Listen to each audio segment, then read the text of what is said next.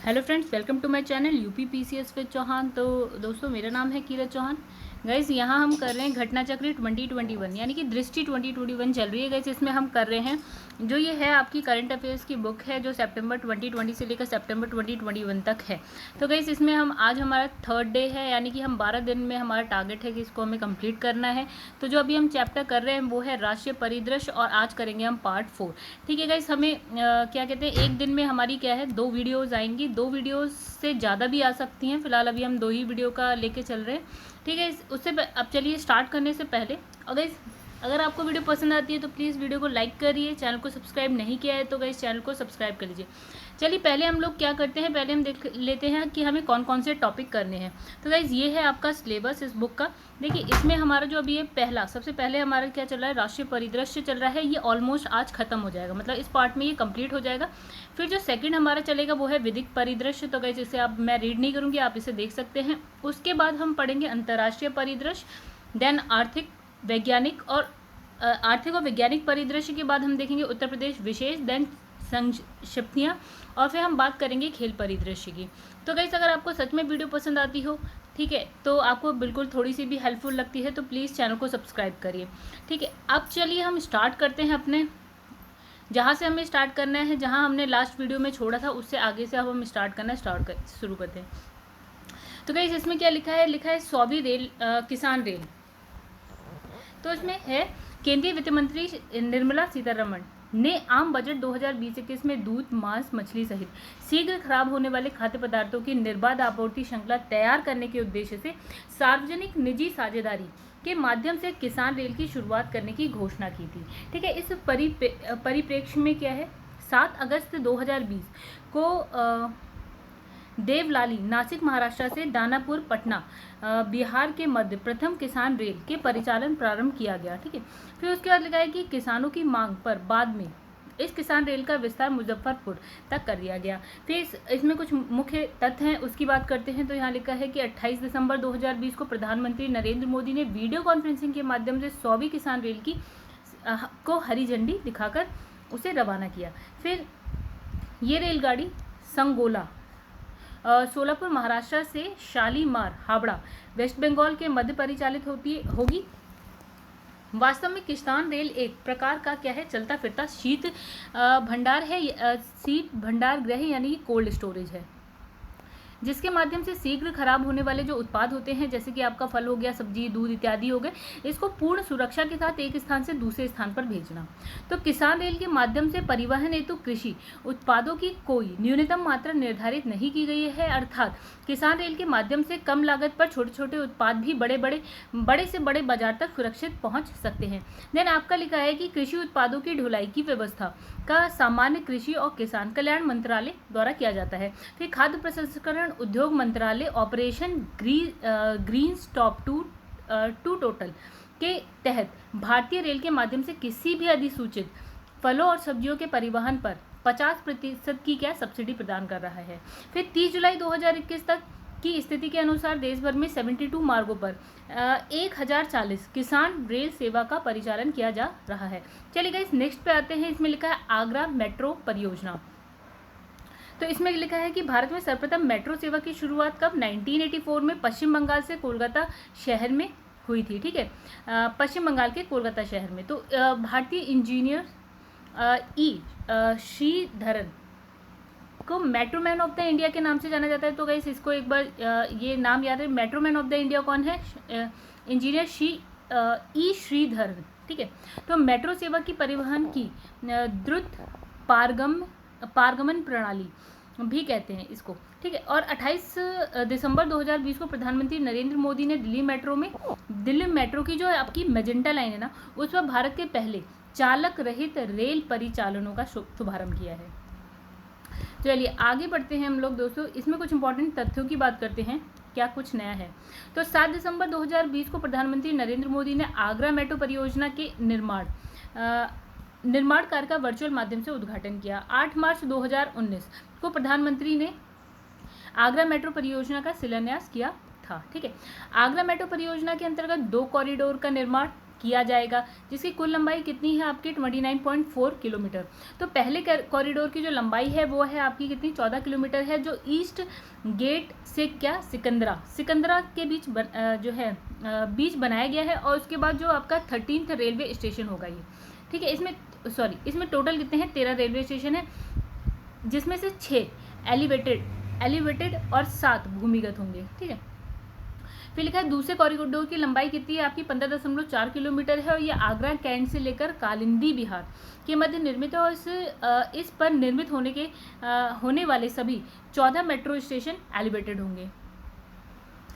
तो इस परियोजना का वित्त पोषण अंशतः भारत सरकार और क्या है उत्तर प्रदेश सरकार द्वारा समान समता आधार पर तथा अंशतः अंतर्राष्ट्रीय वित्तीय एजेंसियों से ऋण के माध्यम से किया जाएगा। तो इस परियोजना के कार्यान्वयन के लिए भारत सरकार और उत्तर प्रदेश सरकार के संयुक्त उद्यम लखनऊ मेट्रो रेल कॉरपोरेशन का पुनर्गठन Uttar Pradesh metro rail corporation limited के रूप में किया गया है।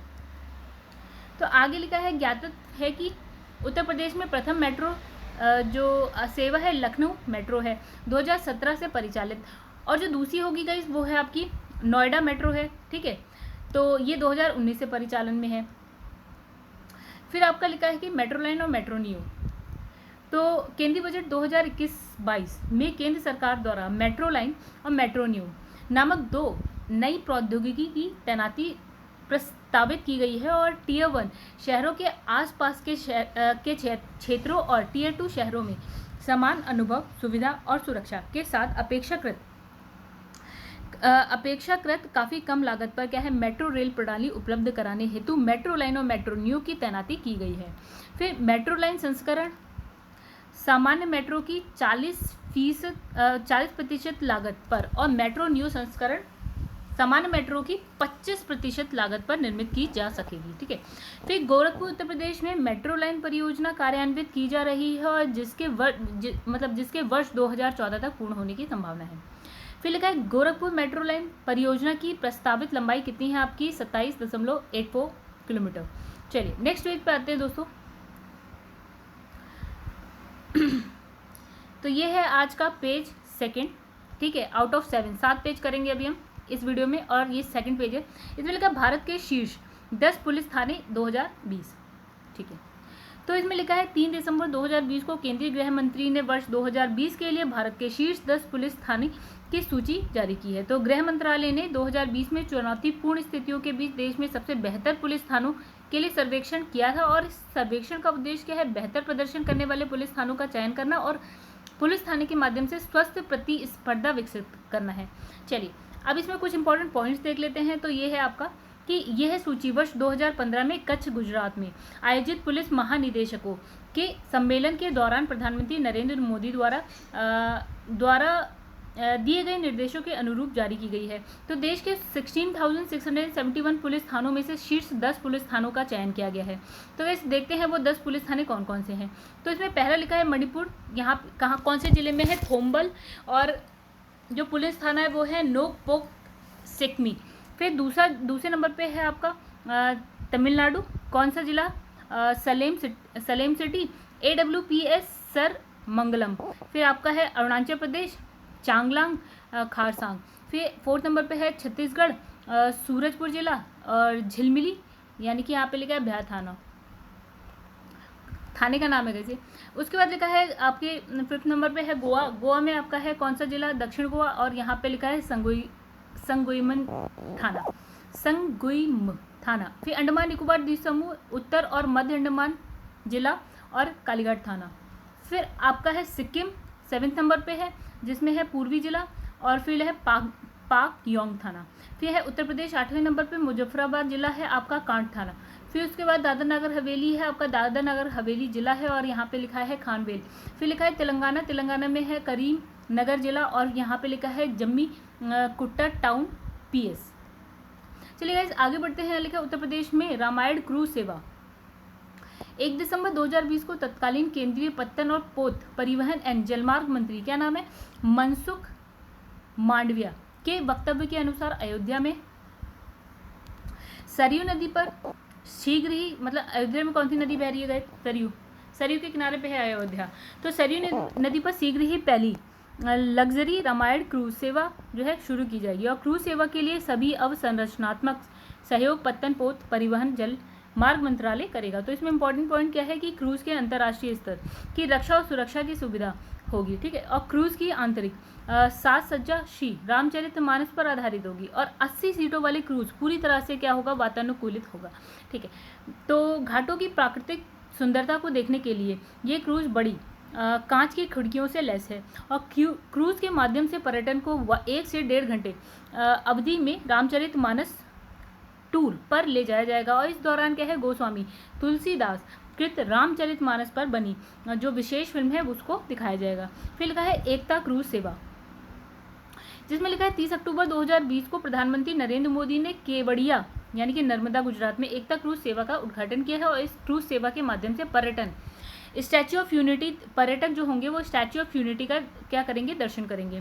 तो एक क्रूज सेवा श्रेष्ठ भारत भवन और स्टैच्यू ऑफ यूनिटी के मध्य जो है 6 किलोमीटर की दूरी तक संचालित होगी, ठीक है। आगे बढ़ते हैं, यहाँ लिखा है वाराणसी से चुनार क्रूज सेवा। तो 5 सितंबर 2021 को उत्तर प्रदेश पर्यटन विभाग द्वारा इस सेवा की क्या शुरुआत की गई है और ये क्रूज सेवा जो है वाराणसी के रविदास घाट से शुरू होकर जो है चुनार के किले तक जाएगी और इस बीच क्या होगा, सूल टंकेश्वर महादेव मंदिर जो है वाराणसी में, विंध्याचल धाम और क्या है मिर्जापुर की भी यात्रा इस क्रूज सेवा से पूर्ण होगी। तो आगे बढ़ते हैं, यहाँ पे लिखा है बिहार विधानसभा आम निर्वाचन 2020।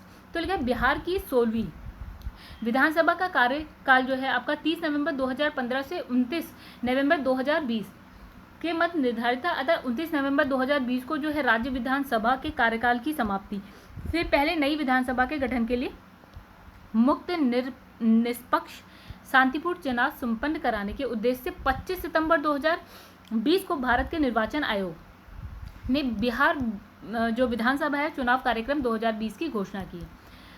चलिए आगे बढ़ते हैं गाइस, ये 3rd पेज है आज का आउट ऑफ 7, ठीक है। तो 3rd पेज है आउट ऑफ 7, 7 पेज हमें भी इस वीडियो में करने हैं और ये 3rd पेज है। तो गाइस यहाँ लिखा है स्मरणीय तथ्य। तो 17वीं बिहार विधानसभा के गठन हेतु चुनाव 3 चरणों में संपन्न कराए गए। तो इसमें लिखा है प्रथम चरण के निर्वाचन हेतु मतदान कब 28 अक्टूबर 2020 को, द्वितीय चरण के कब 3 नवंबर 2020 और तृतीय चरण 7 नवंबर 2020 को कराए गए। फिर लिखा है जहां बिहार विधानसभा आम निर्वाचन 2015 के मतदान का प्रतिशत कितना 56.66 था और 2020 में गए ये इतने प्रतिशत की इसमें वृद्धि होती है और ये हो गया आपका 57.05% लोगों ने मतदान किया है। फिर लिखा है चुनाव में मुकाबला जो है भारतीय जनता पार्टी के नेतृत्व वाली सत्तारूढ़ राष्ट्रीय जनतांत्रिक गठबंधन यानी कि NDA तथा तेजस्वी यादव राष्ट्रीय जनता दल के नेतृत्व वाली क्या महागठबंधन के मध्य था। तो इन दोनों के बीच क्या था, मुकाबला। फिर लिखा है 10 नवंबर 2020 को मतगणना के उपरांत बिहार विधानसभा चुनाव 2020 है उसका परिणाम जारी किया गया। फिर लिखा है चुनाव परिणाम के तहत क्या होता है कि राष्ट्रीय जनतांत्रिक गठबंधन ने 243 में से 125 सीटों पर जीत और यानी कि बहुमत प्राप्त कर लिया। तो महागठबंधन को कितनी 110 सीटें प्राप्त हुई। गाइस बहुत ज़्यादा अंतर नहीं था, लेकिन ये महागठबंधन थी, इसका भी ध्यान रखना पड़ेगा।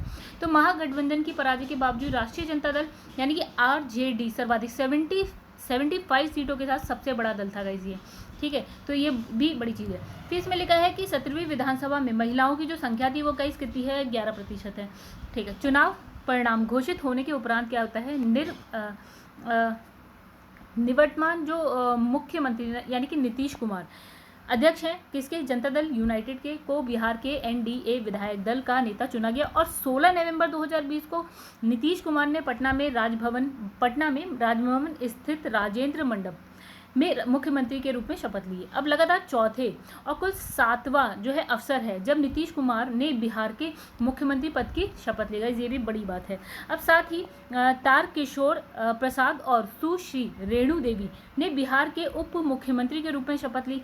फिर आगे बढ़ते हैं, इसमें लिखा है जो मुंगेर जिला स्थित लखीसराय विधानसभा निर्वाचन क्षेत्र से 4 बार विधायक रहे भाजपा के विजय कुमार सिन्हा को जो है 17वीं विधानसभा का अध्यक्ष क्या चुना गया। आगे बढ़ते हैं दोस्तों, देखिए यहाँ पे क्या लिखा है, एक बार आगे देख लेते हैं, ठीक है। तो यहाँ गाइस अब नेक्स्ट इसमें हमारे पास जो टॉपिक है वो है पंजाब के नए मुख्यमंत्री की बात करते हैं, जो अभी अभी चेंज हुए हैं, ठीक है। तो ये भी बड़ा हॉट टॉपिक रहा इतने दिन में। तो यहाँ पे लिखा है 20 सितंबर 2021 को क्या होता है, 20 सितंबर को मेरा बर्थडे होता है गाइस। तो 20 सितंबर 2020 को चरणजीत सिंह चन्नी को पंजाब के राज्यपाल बनवारी लाल पुरोहित ने पंजाब के मुख्यमंत्री पद की शपथ दिलाई। चरण सिंह चन्नी, ठीक है। तो गाइस यहाँ पे लिखा है ज्ञातव्य है कि कैप्टन अमरिंदर सिंह ने 19 सितंबर 2021 को अपने पद से त्यागपत्र दे दिया। अमरिंदर सिंह जो है 16 मार्च 2017 से 19 सितंबर 2021 तक पंजाब के मुख्यमंत्री रहे। तो अन्य राजनीतिक बदलाव की भी बात कर लेते हैं। तो यहाँ पे लिखा है 13 सितंबर 2021 को भूपेंद्र पटेल ने गुजरात के 17वें मुख्यमंत्री के तौर पर क्या करा, शपथ ली थी। कौन, भूपेंद्र पटेल कहाँ पे, गुजरात में गए। फिर ज्ञातव्य है कि 11 सितंबर 2021 को विजय रूपाणी ने त्यागपत्र दे दिया था। गौरतलब है कि विजय रूपाणी जो है 7 अगस्त 2016 को गुजरात के मुख्यमंत्री बने थे। तो 2016 में दिए त्यागपत्र उन्होंने, 2021 में दिया सितंबर में, और उसके बाद कौन बनते हैं, भूपेंद्र पटेल। 7 जुलाई 2021 को क्या होता है, पुष्कर सिंह धामी ने उत्तराखंड के 11वें मुख्यमंत्री के तौर पर शपथ ली। तो गाइस ये भी नए आ गए, ठीक है। अब लिखा है पुष्कर सिंह धामी से पहले कौन थे, तीरथ सिंह रावत थे जो उत्तराखंड के मुख्यमंत्री थे। उनका कार्यकाल 10 मार्च 2021 से लेकर 2 जुलाई, मतलब मार्च अप्रैल मई जून जुलाई, यहीं पर खत्म हो गया। फिर लिखा है तीरथ सिंह रावत सबसे कम दिन यानी कि 114 दिन तक उत्तराखंड के मुख्यमंत्री रहे। और 28 जुलाई 2021 को क्या था, वसवराज मुंबई ने कर्नाटक के 30वें मुख्यमंत्री के तौर पर शपथ ली।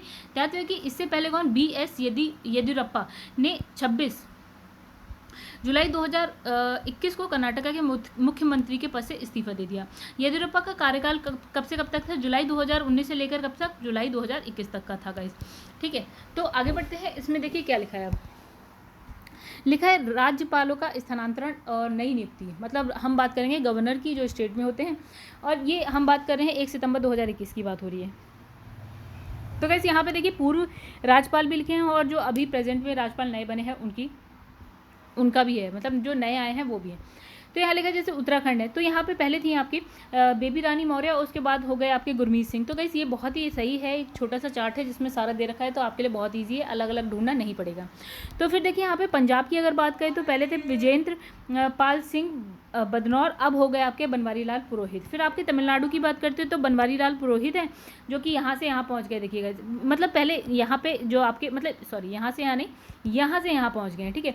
तो बनवारी लाल पुरोहित थे, वे अब जो हैं आपके RN रवि बने। फिर नागालैंड की बात करें तो RN रवि, फिर ये देखिएगा इस यहाँ से यहाँ पहुँचे तो जगदीश मुखी बन गए अब, ठीक है। आगे बढ़ते हैं गाइस, 4th पेज है आज का हमारा, 4th page out of 7, 7 page करने हैं जिसमें से अभी 4th पेज चल रहा है हमारा। चलिए, तो अब ये हमने कर लिया जूम, अब करते हैं इसकी, देखिए अब लिखा है यहाँ पे लोहरी चरण 1 जल विद्युत परियोजना।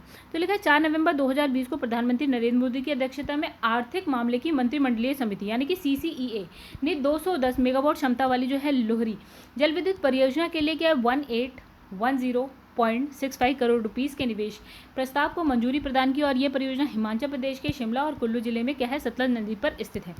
लोहरी चरण 1 जल विद्युत परियोजना कहाँ पे है, सतलज नदी पर, हिमाचल प्रदेश में, ठीक है, शिमला और कुल्लू जिले में। फिर इसमें कुछ इंपॉर्टेंट पॉइंट्स देख लेते हैं। तो इसमें लिखा है लोहरी जल विद्युत जो परियोजना है 2008 में परिकल्पित थी। तो गाइस ये अभी हमारा जो है वो चरण 2 है, ये वाली पहली होगी। तो इस परियोजना का निर्माण जो है 3 चरणों में हुआ, ठीक है। पहला चरण जिसमें कितनी 210 मेगावाट होगा, जिसका मतलब परियोजना का जो चरण 1 है, और चरण 2 में इसने कहा 172 मेगावाट।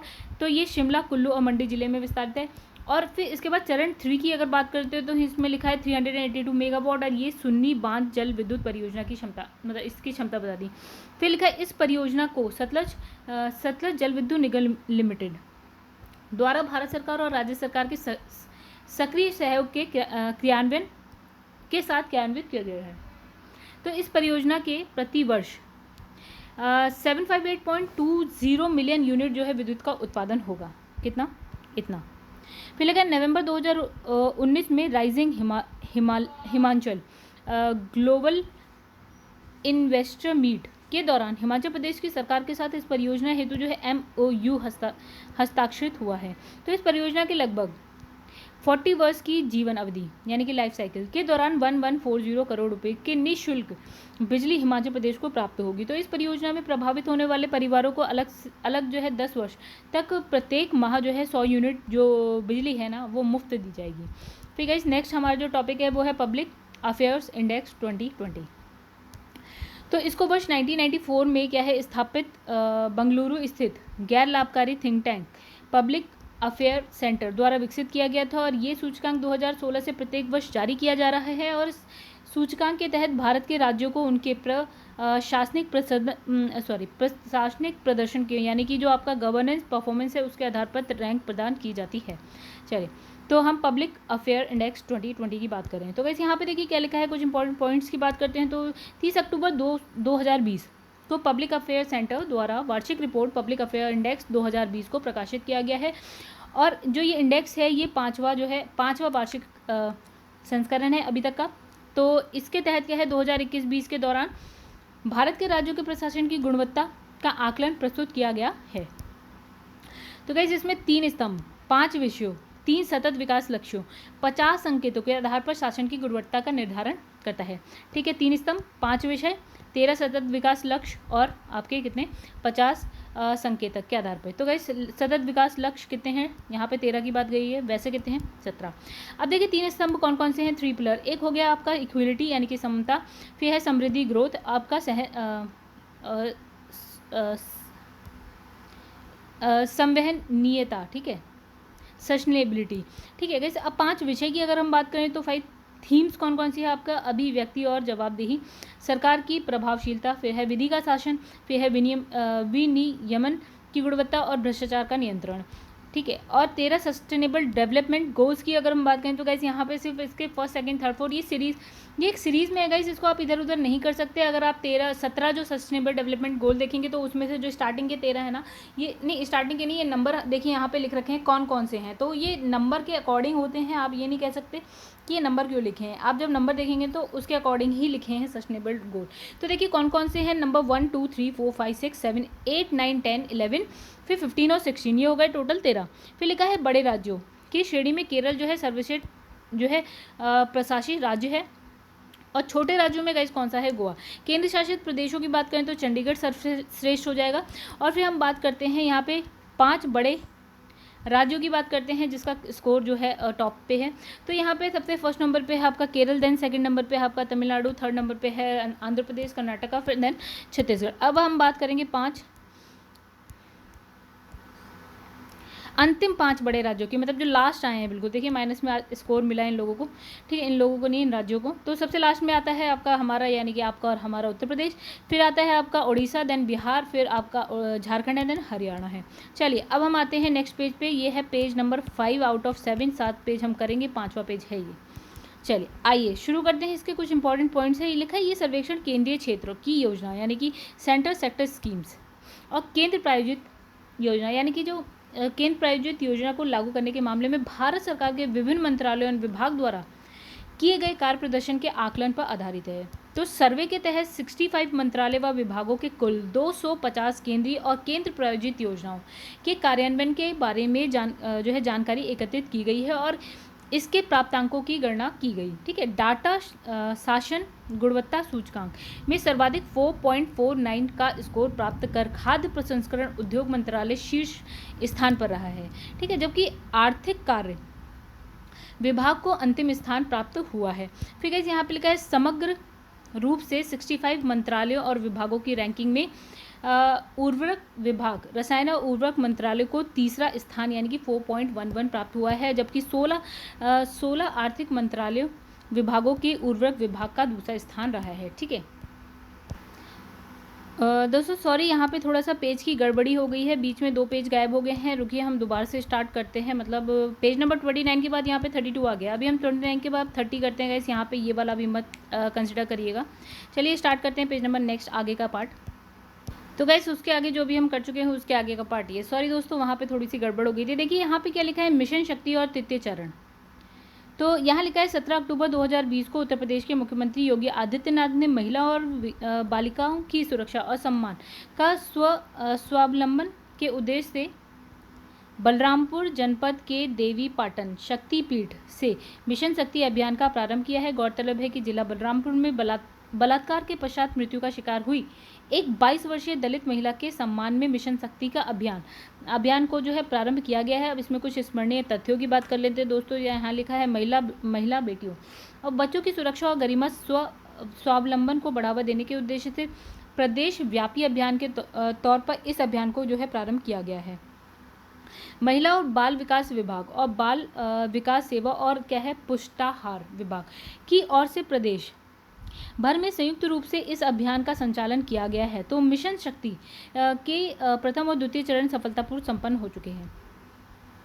फिर यहाँ लिखा है गाइस 21 अगस्त 2021 को केंद्रीय वित्त मंत्री निर्मला सीतारमण की उपस्थिति में उत्तर प्रदेश में मिशन शक्ति के तीसरे चरण का शुभारंभ हुआ है और ये चरण जो है 31 दिसंबर 2021 को आयोजित किया जाएगा। लखनऊ में मिशन शक्ति के तृतीय चरण के शुभारंभ के दौरान प्रथम और द्वितीय चरण में उल्लेखनीय क्या है प्रदर्शन करने वाली 75 महिलाओं को सम्मानित किया गया है। तो गाइस नेक्स्ट इसमें है भारत पर्यटन सांख्यिकी 2020।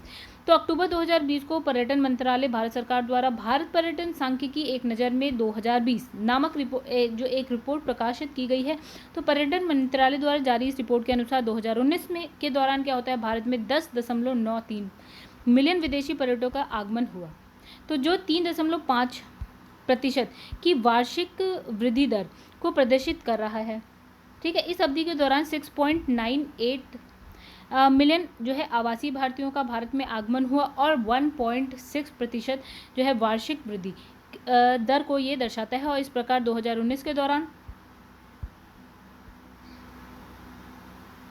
कुल 17.91 मिलियन विदेशी पर्यटन और जो आपका अनिवासी भारतीय सहित अंतर्राष्ट्रीय पर्यटकों का भारत में आगमन हुआ और 2.8% वार्षिक वृद्धि दर को प्रदर्शित करता है। ये मुख्य तथ्यों की बात करते हैं गाइस। तो वर्ष 2019 के दौरान पर्यटन से जो है इतने करोड़ रुपए की विदेशी मुद्रा की प्राप्ति होती है और 8.6% की जो वार्षिक वृद्धि को ये दर्शाता है। और इस रिपोर्ट के अनुसार अंतर्राष्ट्रीय पर्यटकों के आगमन के मामले में संपूर्ण विश्व में लगभग भारत का जो हिस्सा है वो कितना है आपका 1.23% है। तो पर्यटन आगमन के मामले में संपूर्ण विश्व में भारत का जो है 23वां स्थान है। तो आगे लिखा है कि पर्यटन जो आपका अंतर्राष्ट्रीय पर्यटन से प्राप्तियों के मामले में भारत जो है संपूर्ण विश्व में कौन से नंबर पे है 12वें। एशिया और प्रशांत क्षेत्र में अंतर्राष्ट्रीय पर्यटकों के आगमन के मामले में भारत कितने हैं 8वें स्थान पर है। जबकि अंतर्राष्ट्रीय पर्यटक प्राप्ति के मामले में जो है भारत आपका कौन से नंबर पे है 6। फिर आगे बात करते हैं, यहाँ लिखा वर्ष 2019 के दौरान भारत में विदेशी पर्यटक आगमन के शीर्ष 5 स्रोत देश। तो कहाँ से हैं गाइस। एक देखिए विदेशी पर्यटन आगमन मिलियंस में और प्रतिशत हिस्सा देखिए। तो 23% किसका है बांग्लादेश का इतने मिलियन में है और 13% किसका है संयुक्त राष्ट्र अमेरिका का है जो आते हैं।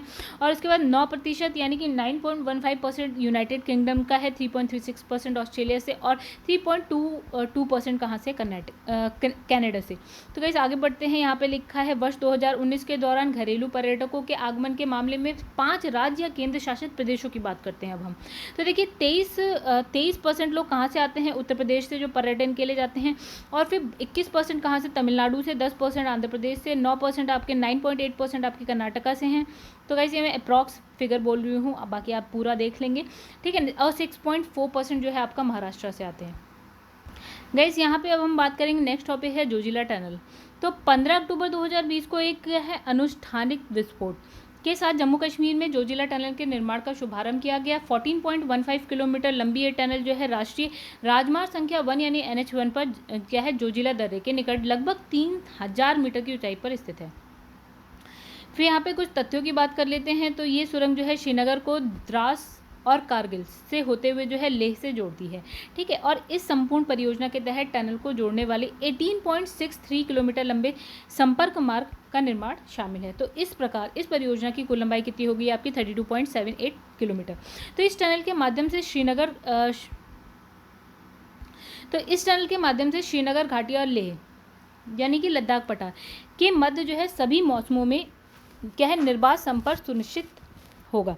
फिर टनल का निर्माण पूर्ण होने पर यह एशिया की सबसे लंबी क्या है, द्विमार्ग यानी कि बाई डायरेक्शनल टनल हो जाएगी। आगे बढ़ते हैं दोस्तों, अटल टनल की बात करते हैं। यहाँ पे रोहतांग दर्रे के निकट एक राजनीतिक सुरंग के निर्माण का ऐतिहासिक निर्माण 3 जून 2000 को जो है अटल बिहारी वाजपेयी के प्रधानमंत्रित्व काल में लिया गया था और 26 मई 2002 को तत्कालीन प्रधानमंत्री अटल बिहारी वाजपेयी ने इस टनल के दक्षिणी हिस्से को जोड़ने वाली सड़क की आधारशिला रखी थी। फिर लिखा है, राजनीतिक रूप से जो महत्वपूर्ण इस टनल के निर्माण की गति इतनी मंद रहेगी 2013-14 तक क्या है, मात्र 1300 मीटर टनल का निर्माण हो सका और तथा विशेषज्ञों ने इस गति से इसका निर्माण वर्ष 2040 तक पूरा होने की संभावना व्यक्त की थी। लेकिन पिछले कुछ वर्षों में क्या होता है, 1400 मीटर प्रतिवर्ष की गति से क्या होता है, इस टनल का निर्माण कंप्लीट हो चुका है और ये परियोजना जो है 6 वर्ष में ही पूरी हो गई। ठीक है, नेक्स्ट इसमें कुछ इंपॉर्टेंट पॉइंट्स हैं जिसमें लिखा है कि आपका 3 अक्टूबर 2020 को मनाली यानी कि हिमाचल प्रदेश में दक्षिणी क्या पोर्ट्स पर, दक्षिण पोर्ट पर यानी कि द्वार पर क्या प्रधानमंत्री नरेंद्र मोदी ने विश्व के सबसे लंबे सुरंगीय राजमार्ग टनल मतलब अटल टनल रोहतांग को राष्ट्र को समर्पित किया। तो इस टनल का जो है पूर्व नाम क्या है, रोहतांग टनल था और 24 दिसंबर 2019 को प्रधानमंत्री नरेंद्र मोदी की अध्यक्षता में केंद्रीय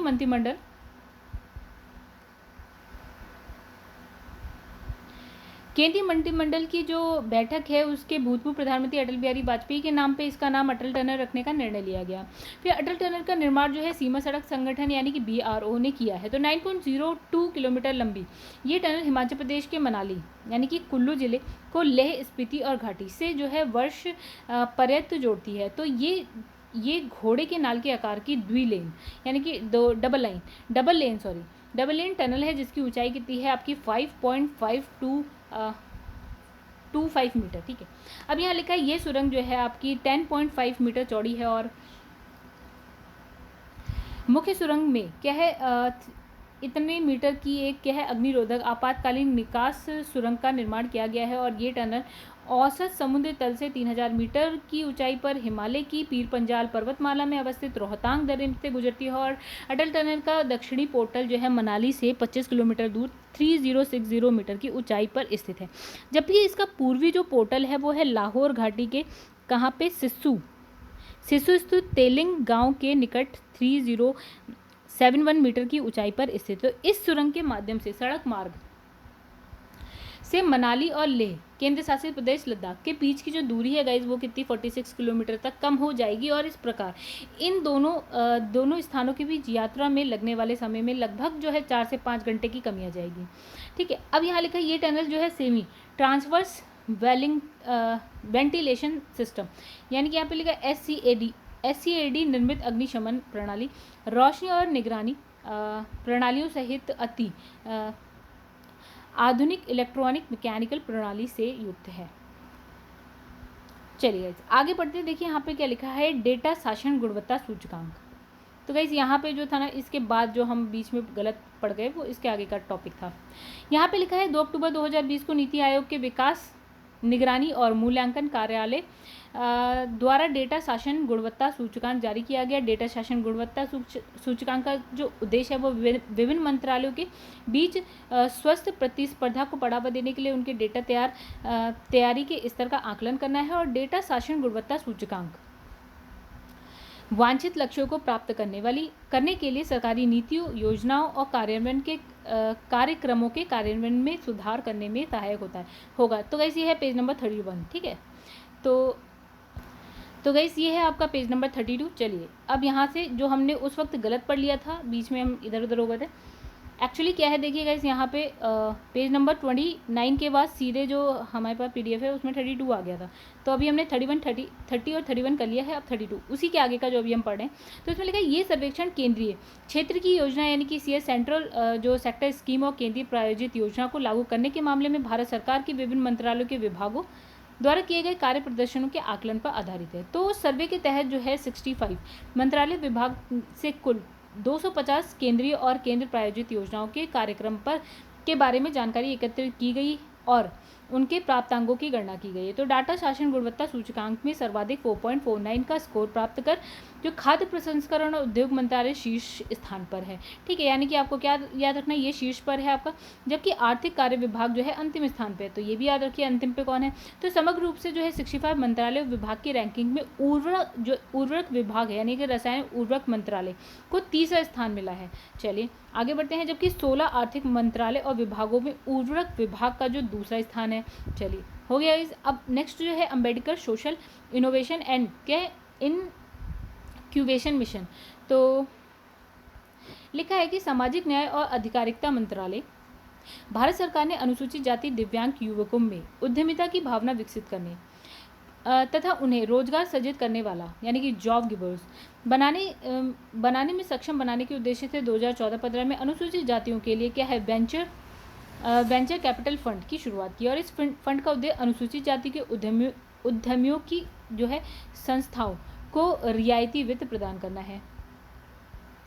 लिखा है यहाँ पे कुछ पॉइंट हैं जो लिखे हैं। उच्च शिक्षण संस्थानों में अध्ययनरत अनुसूचित जाति के छात्रों के बीच नवाचार और उद्यम को बढ़ावा देने के उद्देश्य से भारत सरकार द्वारा Ambedkar social innovation and incubation mission यानी कि ASIIM को प्रारंभ किया गया। तो 30 सितंबर 2020 को अनुसूचित जाति के छात्रों के लिए संयुक्त पूंजी कोष के तहत इस मिशन का शुभारंभ किया गया है।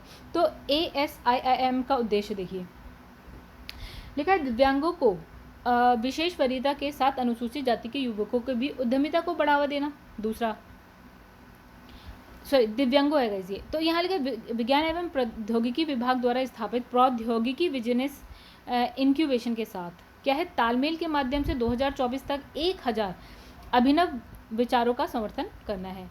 नेक्स्ट आते हैं आपका यहाँ लिखा स्टार्टअप पहल से संबंधित विचारों को व्यावसायिक स्तर प्राप्त कर लेने तक क्या है उदार समतापरक सहयोग द्वारा समर्थन एवं प्रोत्साहन। तो इस पहल के तहत विभिन्न उच्च शिक्षण संस्थाओं में प्रौद्योगिकी बिजनेस इंक्यूबेटर के माध्यम से अगले 4 वर्षों में ऐसे 100 अनुसूचित जाति के युवकों की पहचान की जाएगी जिसके पास का स्टार्टअप प्रारंभ करने का विचार होगा। ठीक है, तो अनुसूचित जाति के युवाओं को अपने स्टार्टअप से संबंधित विचार को वाणिज्यिक उद्यम में परिवर्तित करने के लिए क्या है इक्विटी फंड के तहत जो है 3 वर्षों में 30 लाख रुपए की राशि जो है आवंटित की जाएगी। तो इस मिशन के तहत सफल उपक्रम वेंचर कैपिटल फंड से 5 करोड़ रुपए तक की सहायता प्राप्त करने के लिए अर्ह हो जाएंगे। ठीक है, फिर लिखा है इस पहल को venture capital fund of SC के द्वारा लागू किया जाएगा और जिसे वर्ष 2016 में 500 करोड़ रुपए की पूंजी के साथ क्या है गठित किया गया था। तो नेक्स्ट यहाँ पे लिखा जम्मू कश्मीर जैव विविधता परिषद। तो हाल ही में जम्मू कश्मीर प्रशासन द्वारा जैव विविधता परिषद के गठन को मंजूरी दी गई है और यह जो परिषद है राज्य में जैव विविधता के संरक्षण का कार्य करेगी और जैव विविधता के संरक्षण से जुड़े सभी प्रकार के निकायों को सहयोग प्रदान करेगी। जम्मू कश्मीर सरकार के सामान्य प्रशासन विभाग द्वारा जारी एक आदेश के अनुसार जम्मू कश्मीर जैव विविधता के गठन को मंजूरी दी गई। तो यहाँ पे कुछ इंपॉर्टेंट पॉइंट्स देख लेते हैं। तो ये क्या है 10 सदस्यीय है। ठीक है, अध्यक्ष के अतिरिक्त 10 सदस्य हैं। तो इन सदस्यों में से जो 5 आधिकारिक पदेन सदस्य और 5 गैर आधिकारिक सदस्य शामिल हैं। तो अध्यक्ष जम्मू कश्मीर के प्रधान मुख्य वन सर्वेक्षण होगा जो। फिर लिखा है जम्मू कश्मीर के वन अनुसंधान संस्थान निदेशक परिषद के सदस्य सचिव के रूप में कार्य करेंगे और परिषद के अन्य पदेन सदस्यों में मुख्य वन्यजीव वार्डन पे है जम्मू कश्मीर वन पारिस्थितिकी पर्यावरण विभाग से प्रतिनिधित्व और ग्रामीण विकास पंचायती राज विभाग का प्रतिनिधि अतिरिक्त सचिव से नीचे का अधिकारी नहीं। ठीक है, और कृषि उत्पादन और किसान कल्याण विभाग का प्रतिनिधि शामिल होगा। तो परिषद के गैर अधिकारी सदस्य में पूर्व IFS अधिकारी डॉक्टर CM सेठ, डॉक्टर सुनील वर्मा, डॉक्टर अंजार खुरो, फिर डॉक्टर ओम प्रकाश शर्मा, प्रोफेसर गीता सुम्बली शामिल हैं। तो गाइस ये है नेक्स्ट पेज, यानी कि हम टोटल एक्चुअली में 2 पेज इसमें नहीं थे। तो गाइस हमारे टोटल 9 पेज में से ये है 8वां पेज। ठीक है, अब हम 8वें पेज का पढ़ेंगे यहाँ पे। तो ये 8 पेज है आउट ऑफ 9। तो यहाँ पे लिखा है आगे का ही अभी पढ़ेंगे वो जम्मू कश्मीर वाला। तो गैर आधिकारिक सदस्यों का कार्यकाल 3 वर्ष का होगा। ये परिषद जो है जैव विविधता अधिनियम 2002 जैव विविधता नियम 2004 के प्रावधानों के अनुसार कार्य करेगी। तो जम्मू और कश्मीर जैव विविधता परिषद राष्ट्रीय जैव विविधता प्राधिकरण के परामर्श से जैव विविधता संबंधी मुद्दों के संदर्भ में जो है आपका मंजूरी प्राप्त करने के प्रारूप और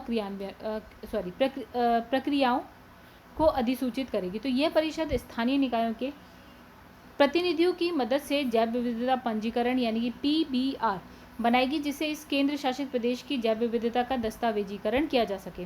तो जैव विविधता परिषद में जो है वित्त विभाग की सहमति से एक कोष के गठन का प्रावधान भी किया गया है। तो जिसे जम्मू कश्मीर जैव विविधता जो है परिषद निधि के रूप में जाना जाता है। तो यहाँ नेक्स्ट है हमारा जम्मू कश्मीर राजभाषा अधिनियम 2020। तो ये भी इंपॉर्टेंट है। तो लिखा है जम्मू कश्मीर संघ राज्य क्षेत्र के शासकीय प्रयोजन के लिए प्रयुक्त की जाने वाली भाषाओं का उपबंध करने हेतु जम्मू कश्मीर राजभाषा जो विधेयक है आपका 2020 23 सितंबर 2020 को क्या होता है राज्यसभा द्वारा पारित कर दिया जाता है और 22 सितंबर 2020 को ये पारित हो जाता है लोकसभा के द्वारा। फिर यहाँ लिखा है 26 सितंबर 2020 को क्या है राष्ट्रपति इसको मंजूरी दे देते हैं। अब क्या होता है इस अधिनियम के अनुसार क्या होता है कश्मीरी, डोगरी, उर्दू, हिंदी और अंग्रेजी संघ राज्य क्षेत्र में क्या है शासकीय प्रयोजनों में के लिए जो है प्रयुक्त की जाने वाली राजभाषाएं हैं। कौन कौन सी? कश्मीरी, तो गाइस इंपॉर्टेंट है, कश्मीरी, डोगरी, उर्दू, हिंदी और इंग्लिश। संविधान के आर्टिकल 347 के विशेष उपबंधों के अनुसार संसद किसी राज्य में वहाँ की जनसंख्या के पर्याप्त भाग की मांग को देखते हुए किसी भाषा को राजभाषा बनाने के लिए क्या है विधेयक पारित कर सकती है। तो ये आर्टिकल है गाइस। फिर आगे बढ़ते हैं, भारत प्रसन्नता रिपोर्ट 2020 की बात करेंगे। यहाँ लिखा हाल ही में प्रोफेसर राजेश के पिल्लानिया द्वारा प्रथम भाषा भारत प्रसन्नता रिपोर्ट यानी कि इंडिया हैप्पीनेस रिपोर्ट 2020 जारी की गई है और ये रिपोर्ट सभी 26 भारतीय राज्यों और केंद्र शासित प्रदेशों में जो है आपकी प्रसन्नता के स्तर का मापन पर आधारित है। तो 36 मतलब हो गया 28 + 8 गाइस, 28 राज्य 8 केंद्र शासित प्रदेश। तो लिखा है यहाँ पे कि ज्ञात है कि प्रोफेसर पिल्लानिया गुरुग्राम स्थित मैनेजमेंट डेवलपमेंट इंस्टीट्यूट MDI के इसमें कार्यरत हैं। फिर लिखा है कुछ इंपॉर्टेंट पॉइंट, तो इसमें लिखा है रिपोर्ट विशेष रूप से भारत के परिप्रेक्ष्य में ही तैयार की गई है और इसमें देश के 36 राज्यों और केंद्र शासित प्रदेशों की प्रसन्नता के स्तर का अध्ययन किया गया है। तो 2020 में 10 भारतीय राज्यों की रैंकिंग की अगर हम बात करें तो फर्स्ट नंबर पे आता है, इसे स्कोर आप खुद देख लीजिएगा। उसके बाद हम बात करेंगे फर्स्ट नंबर पे आता है आपका केंद्र शासित प्रदेश मिजोरम, सेकंड नंबर पे आता है आपका पंजाब, मतलब यहाँ राज्य और केंद्र शासित प्रदेश दोनों ही हैं गाइस, मिक्स्ड है। तो फर्स्ट नंबर पे मिजोरम, सेकंड नंबर पे आता है पंजाब और फिर आपका थर्ड नंबर पे अंडमान निकोबार, फोर्थ नंबर पे पुडुचेरी, फिफ्थ नंबर पे सिक्किम, सिक्स नंबर पे गुजरात, सेवन्थ नंबर पे आपका अरुणाचल प्रदेश, 8th पे लक्षद्वीप, तेलंगाना 9th पे और 10th पे आ जाता है उत्तर प्रदेश, मतलब हम भी हैं इसमें। अब लिखा है कि सभी राज्यों केंद्र शासित प्रदेशों में समग्र रूप से मिजोरम जो फर्स्ट और केंद्र शासित प्रदेशों में फर्स्ट नंबर पे है आपका अंडमान निकोबार द्वीप समूह। अब बड़े राज्यों में 3 का अगर स्थान देखें टॉप 3 का तो पंजाब, गुजरात और तेलंगाना आता है। छोटे राज्यों में अगर टॉप 3 देखें तो मिजोरम, सिक्किम में अरुणाचल प्रदेश आता है। अब है कि उत्तर प्रदेश में प्रसन्नता रैंकिंग में शीर्ष 3 राज्य क्रमशः उत्तर प्रदेश में प्रसन्नता रैंकिंग में शीर्ष 3 राज्य क्रमशः पंजाब, उत्तर प्रदेश और हरियाणा है। फिर लिखा जबकि दक्षिण भारत में गाइस उत्तर प्रदेश नहीं है, उत्तर भारत है। उत्तर भारत में टॉप 3 कौन कौन से? पंजाब, उत्तर प्रदेश, हरियाणा है। और दक्षिण भारत में अगर हम बात करें तो पुडुचेरी, तेलंगाना एंड आंध्र प्रदेश है। फिर समग्र रैंकिंग में छत्तीसगढ़ जो है अंतिम स्थान पे है। ठीक है, तो लिखा है समग्र रैंकिंग में उत्तर प्रदेश 10वें स्थान पे है, इसका स्कोर 3.41 है। तो रिपोर्ट में वर्ष 2020 के 5 वर्ष पश्चात अर्थात 2025 में कौन सा भारतीय राज्य सर्वाधिक प्रसन्न होगा के संबंध में जो है आपका रैंकिंग जारी की गई है। अच्छा, तो 2025 में भारत प्रसन्नता रैंकिंग में क्रमशः मणिपुर, अंडमान निकोबार द्वीप समूह, गुजरात शीर्ष 3 पर होंगे। ठीक है, जबकि छत्तीसगढ़ अंतिम स्थान पर होगा। तो गाइस ये कैसे निकाला होगा ये तो पता नहीं, 2025 का ये। तो इसमें लिखा 2025 में प्रसन्नता रैंकिंग में उत्तर प्रदेश का स्थान 19वां होगा। लो अभी 10th है, अभी 19वां हो जाएगा। चलिए गाइस ये है लास्ट पेज, 9 out of 9 की बात करेंगे हम। ठीक है, ये लास्ट पेज है। लिखा है आनंदम द सेंटर फॉर हैप्पीनेस। तो 30 मार्च 2021 को केंद्रीय शिक्षा मंत्री द्वारा IIM Jammu Kashmir Anandam the centre for happiness का उद्घाटन किया गया और ये जो है केंद्र राष्ट्रीय शिक्षा नीति 2020 के प्रावधानों के अनुरूप कार्य करेगा। तो आनंदम की टैगलाइन क्या है? सर्वभूत हितेरता। ठीक है, जिसका अर्थ है क्या है? सदा सबके कल्याण के लिए प्रेरित हो। तो लिखा है मिशन कर्म योगी।